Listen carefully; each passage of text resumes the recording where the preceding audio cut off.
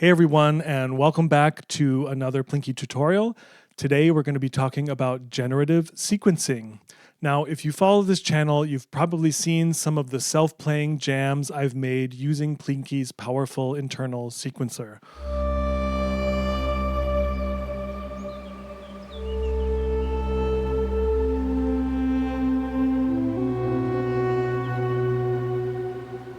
Well, Making Sound Machines suggested on the Plinky Discord that I make a video showing some of the techniques I use to create these self-evolving sequences.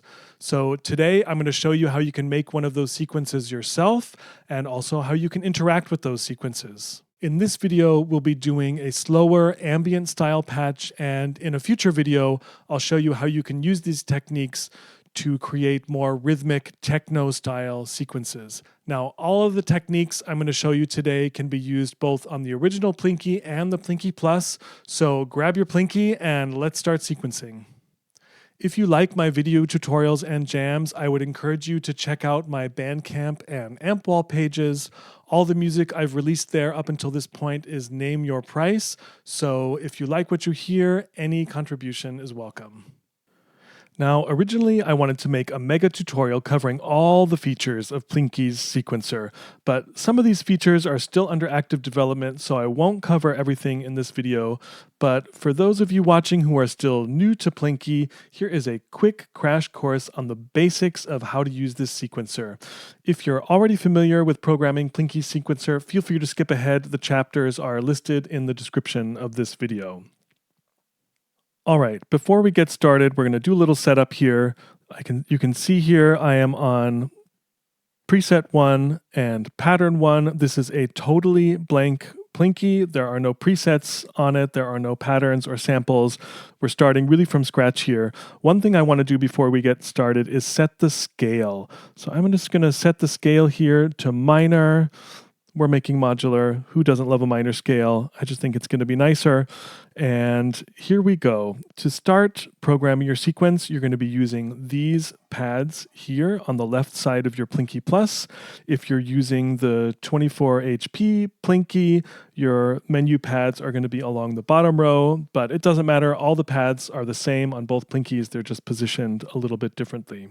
All right, the first thing we're going to do is set the length of our sequence. You do that using the transport pad here, the right arrow. So I'm just going to press and hold that. You can see it lights up blue.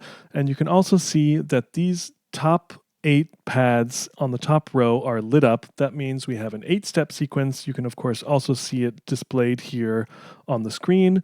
Now, to get a different length, all you have to do is tap any pad further down. You can go up to 64 steps. You can also go anywhere in between to create a sequence of an arbitrary length.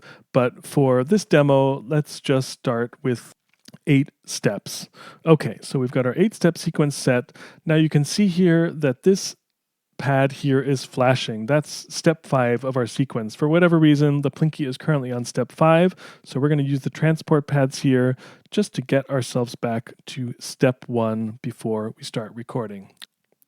Okay, so we are ready to start recording, and to do that, all you have to do is press the record button here, and you can see that it lights up blue, meaning the Plinky is armed for recording 1 step at a time. So let's just start adding some notes. There's one, there's another. You can see that the sequencer automatically advances to the next step once you've played a note. Now, if you want to skip a note and have it be a rest, all you have to do is use the transport button here. You can skip that note, move on to the next one, skip that step and move on to the next step. But we're going to fill all of these today. So let's keep going here with step 3.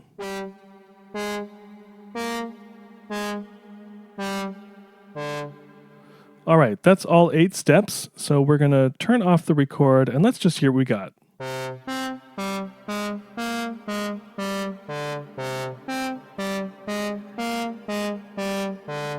Great.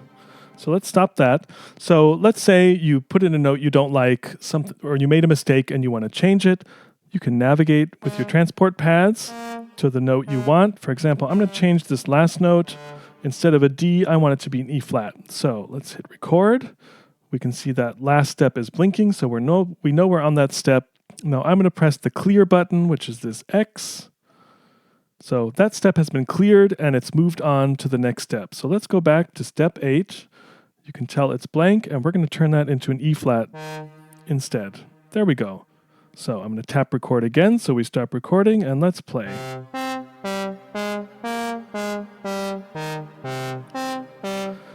Great. So let's say you want to change the tempo. Your tempo is right here. So I'm going to press Shift up. I'm going to tap the tempo. Go faster. Slower. You get the idea.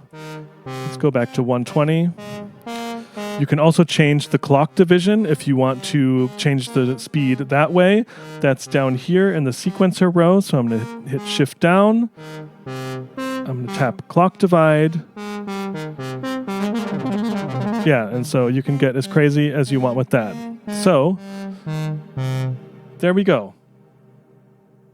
So the Plinky is a polyphonic sequencer. Up until now, we've been playing only one note per step, but you can play multiple notes per step. It's just as easy as doing one note per step. You just play multiple notes when you're ready to program that step, but we're going to get more into that later. So those were the absolute basics of using Plinky's sequencer. There is still a lot to explore there, but let's get into some more advanced sequencing techniques and also on how to make these sequences more generative. Okay, so I'm going to select pattern 2 so we can start something new. And because this is going to be an ambient patch, I'm also going to slow the clock division down just a bit here. Let's go up to 24. Just so things are nice and slow. And I'm also going to really increase the attack and decay envelopes. Let's go even further here. Sorry, the attack and the release envelopes, so we get some nice long notes that overlap with each other. So we get some nice polyphony with the steps that we're going to add. Now, one of the great things about these kind of synths is that we can set them to a certain scale, which makes it almost impossible to play a wrong note. In this case, I'm using C minor like you saw before, and I think I'm going to set the pattern length to 16 steps so we have a little bit more to work with. Okay, I'm going to fill the first steps with some really simple material. Let's start with single notes to break up the more complicated steps we'll be adding later. So I'm going to make sure the transport is here set to step 1. We're going to press record, and let's add some single notes. I'm going to add the root of our scale, which is C. Let's also add G. And maybe an F up here. And how about at the very top we just do a nice high B flat. So don't worry too much about the linear progression of the steps. In the end, we're going to set this to play in a random order anyway, so it doesn't really matter. Now, just like we talked about in the previous section, Plinky can do polyphonic sequences, so let's try that out. If you're using the default stride setting, then you should see the lit pads, which are the octaves, organized as they are here on my Plinky Plus. Now, different stride settings, which are accessed here by the column pad, are going to give you different organizations of those octaves. They're going to distribute the notes differently across the different columns. I actually really like the default setting because it gives you fifths on adjacent pads, which just makes it really easy to play a nice interval, a nice consonant interval. So let's start with programming a few fifths.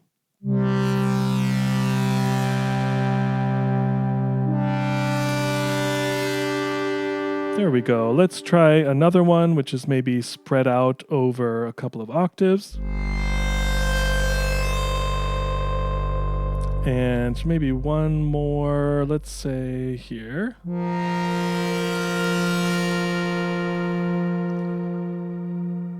Now, of course, you can use any chords or intervals here. Today, I guess I just feel like fifths.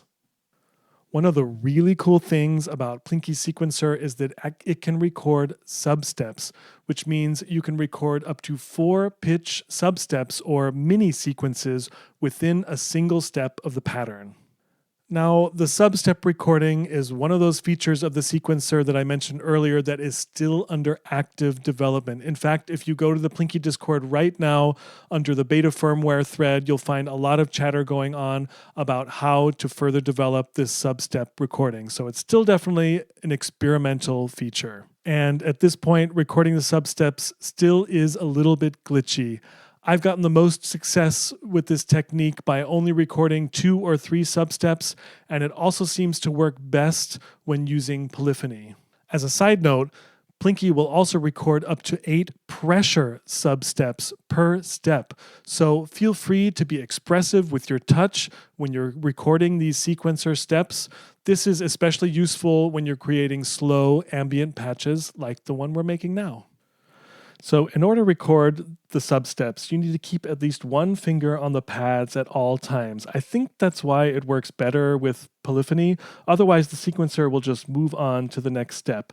So let's record some simple stepwise motion. We're going to hold down a bass note and play a little stepwise melody with the right hand.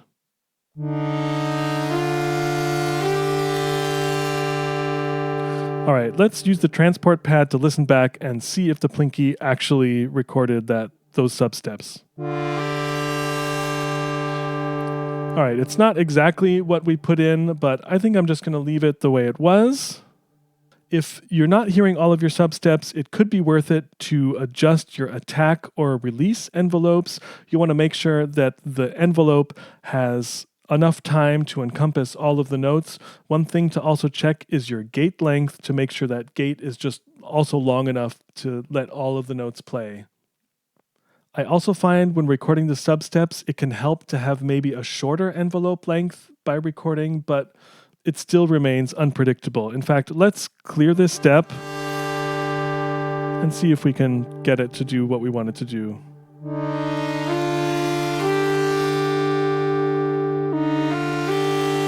There we go. Okay.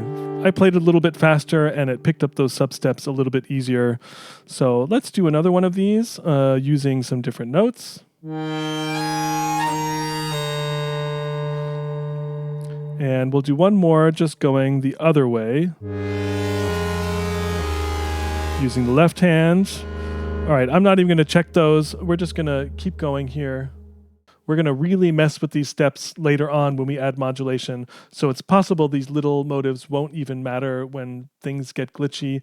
But I do think it helps overall to be somewhat intentional when programming the steps. Like I said, this is definitely still an experimental feature, but I actually kind of like the glitchy and unpredictable behavior of the stub-step recording. I find this adds character to the patch, and for me, this has just become part of Plinky's signature sound. Speaking of glitchy sounds, sometimes if I don't press a pad accurately, Plinky can't decide which note I'm trying to play, and it will oscillate rapidly between the two notes, creating this Baroque style ornamentation, which I really like. So let's see if we can make one of those.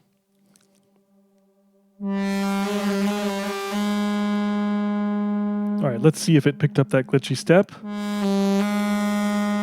Not quite. I'm going to try it again.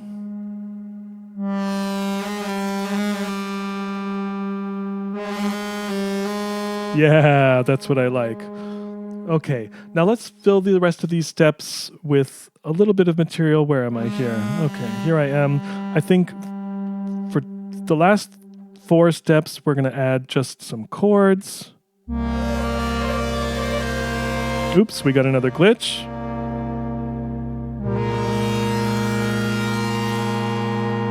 And let's do... All right, I've got 1 step left to fill, but I'm going to leave that blank just so we have some rests. Now, we are by no means done with this patch, but let's just play it back to see what we've got. So I'm going to set the sequencer order to random, which you find here. We've got forward, we've got reverse, ping pong, repeat, and there is our random.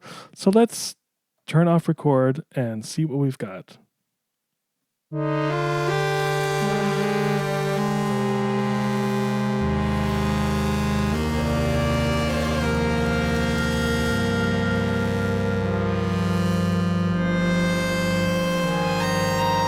So this actually kind of sounds cool. I have to admit, I think it's going a little bit too fast for an ambient patch, so we're gonna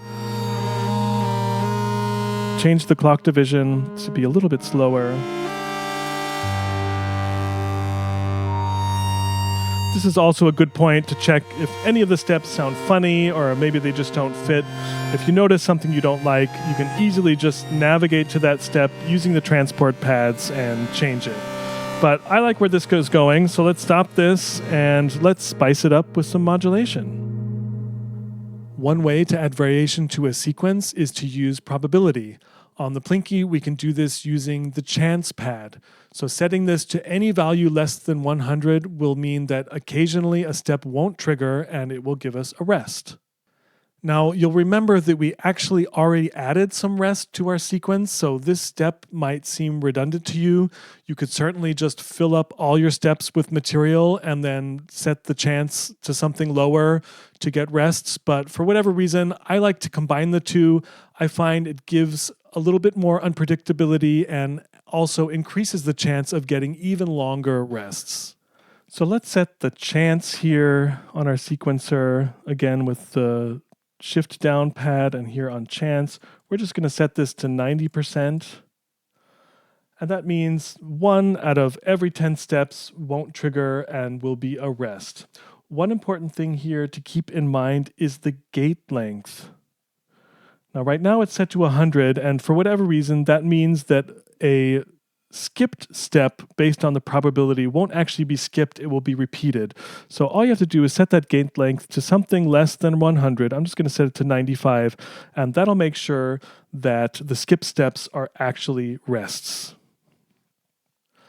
The next modulation we're going to add comes from this random pad. Now you may have overlooked this because it's down here in the corner, but this pad is really going to be your best friend for these generative patches. To get some more variation out of the sequence, we're going to add some randomness to the degree parameter. Using the degree parameter, we're able to transpose all of our pitches up or down within the same scale. So we'll stay in C minor, but the steps of our sequence will be transposed up or down. Now you can get really crazy with this, but I think 3 or 4 scale degrees is enough to get some good variation. So we're going to press the shift down pad, we're going to press degree, and we're going to press random. So let's bring this up to, let's just say 4. Now you can test this by just playing a note and seeing what happens.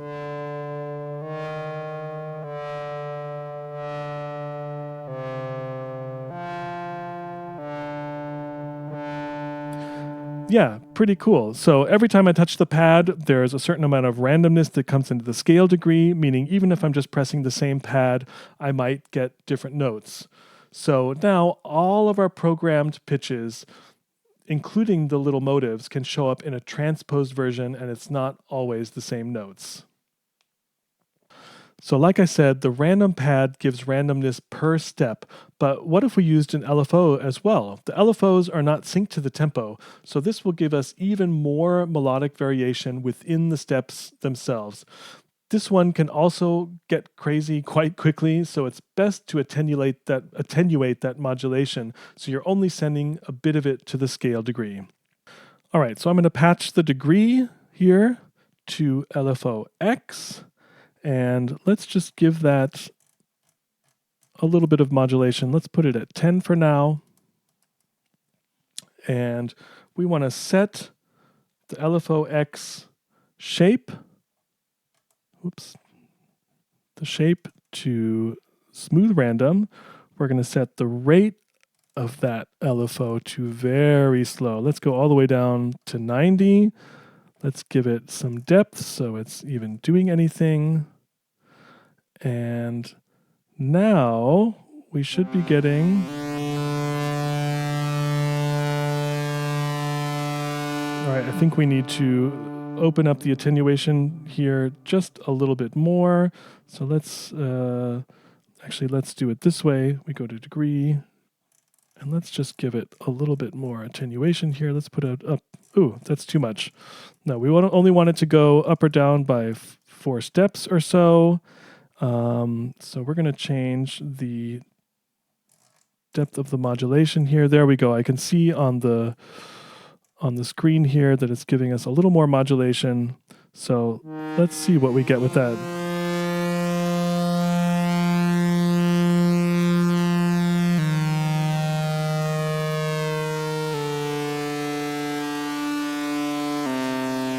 Yeah, so just by holding that pad, you can hear that the LFO is changing the pitch. Let's just hear what's going on with our pattern now with all those changes we've made already.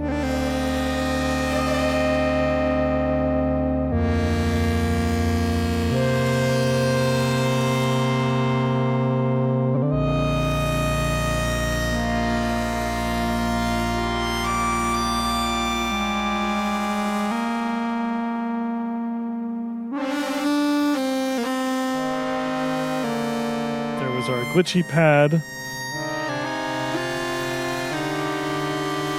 So this is already sounding really cool. You can of course get as crazy as you want with that degree modulation, but I kind of like this for now. It's relaxed, but it's got a little spice that comes in from time to time. So now that we're happy with our sequence, let's modulate the sound. Those of you who are already very familiar with modular will know exactly where I'm going with this. We've got a few more LFOs to work with, so let's see where we can send that modulation to make all of this just sound a little bit more interesting. So one obvious modulation point is the low pass gate, which is basically the low pass filter. This gets set using the sensitivity parameter. So let's patch this to knob A.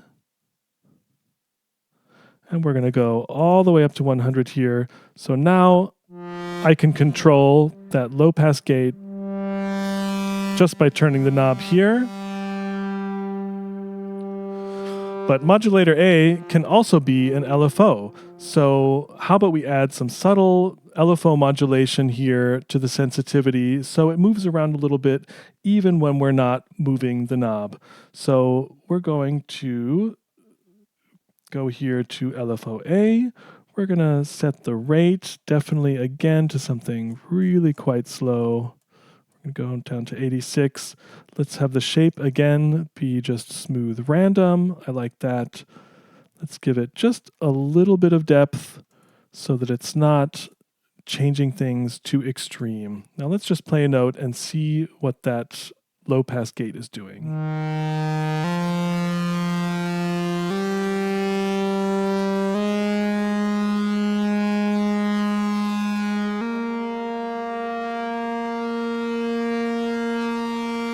Yeah, you can hear it moving around a little bit. I think that's really nice.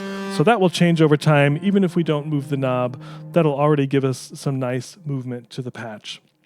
Now, Plinky has a really nice distortion, but it can get really aggressive depending on the preset. So let's patch the distortion to knob B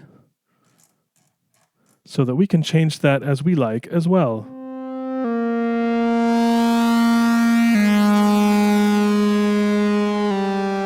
So now we can play expressively with that distortion. You have to be careful with the distortion on knob B because it becomes bipolar and you actually can go into negative distortion, which basically just lowers the volume. So if I'm putting knob B to distortion, I like to have it right up here at noon to start with, and then I can move as I like.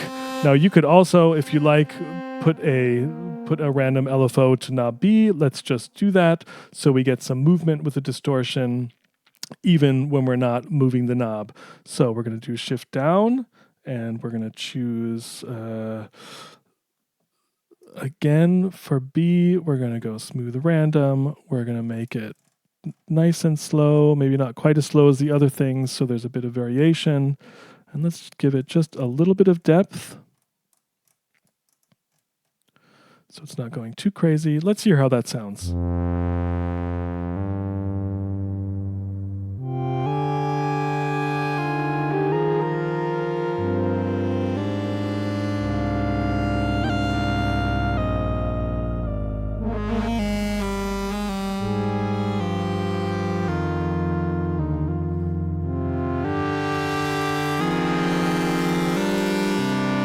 Nice. Okay, now I'm gonna do some tweaking here with LFO Y.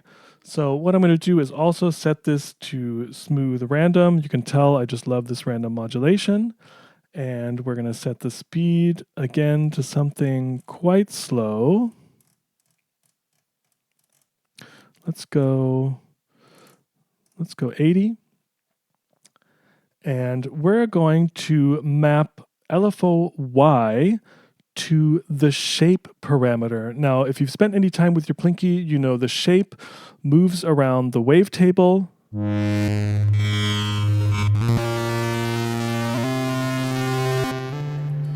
So let's find a nice spot here. I like this. So we've just set the shape, and we're going to connect that shape here to LFO Y. Give it just a little bit of depth. And I think I forgot to give LFO Y some depth, to be honest. Did I? Yes, I did. So now, not only will the notes change over time, but the timbre will change over time.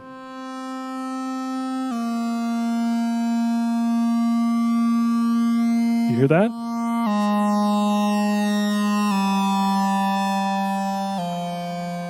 Beautiful. So I think you get the picture here, right? But up until now, we've been using one LFO to modulate one parameter. Just keep in mind, you can assign one LFO to multiple destinations. You don't have to choose one parameter to be modulated by one LFO. And in the same respect, there are only 4 LFOs to use, but you can actually create more than that within the Plinky by assigning multiple LFOs to the same destination and effectively mixing that modulation. You can also have the LFOs modulate each other. For example, you could have LFO X modulate the speed of LFO Y, and then have LFO Y modulate the depth of LFO X. There are so many possibilities here. So let's try that by sending both the LFO X and the LFO Y to the noise level. Be sure to attenuate this carefully, as the noise can really dominate the sound quite easily. So shift down to access the noise parameter, and we're going to have LFO X do a little bit on the noise, and I'm going to do really just a very little here, and LFO Y is also going to give us a little bit for the noise. Let's hear how that sounds. We'll open up the filter a little bit so we can even hear that noise.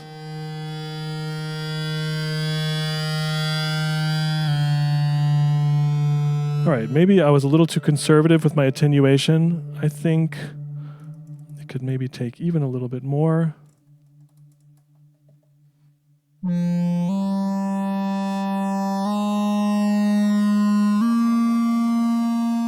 Yeah, you can hear just a little buzz. There it is, coming into that sound. Ooh, maybe even too much, but let's leave it how it is and see how we like it. Some other destinations for your modulation include the filter resonance. You could modulate the glide.